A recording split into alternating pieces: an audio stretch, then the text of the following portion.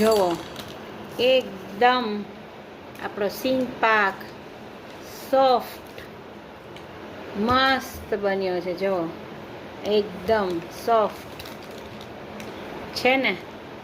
તો ચાલો એની રેસીપી આપણે જોઈએ. એકદમ શ્રાવણ માસ નિમિત્તે એકદમ સોફ્ટ સિંગ પાક આ ખાઈ લ્યો એટલે તમને બીજી કાંઈ જરૂરત નહીં. એકદમ સોફ્ટ.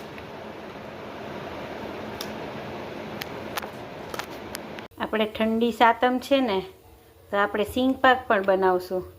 તો મેં જો એક મોટો વાટકો સિંગનો લઈ લીધો છે. એને આપણે શેકી અને એના ફોતરા કાઢી લેશું. ફોતરા નીકળી ગયા છે અને હવે આપણે ઘી પણ ગરમ થવા મૂકી દઈશું. એટલે આનો ભૂકો બનાવી લઈ અને એમાં ગોળ એડ કરી અને આપણે સિંગદાણાનો પાક બની જશે. 7-8 કાજુ અને બદામનો પણ પાવડર બનાવી લઈશ.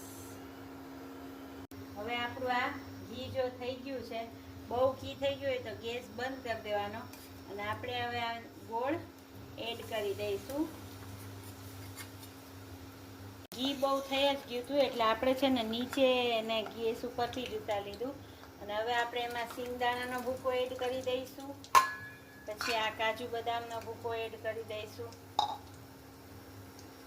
હવે આપણે આ ઘી લગાવેલી થાળી છે એમાં ઢાળી દઈ એકદમ સહેલો સિંગદાણાનો પાક રેડી.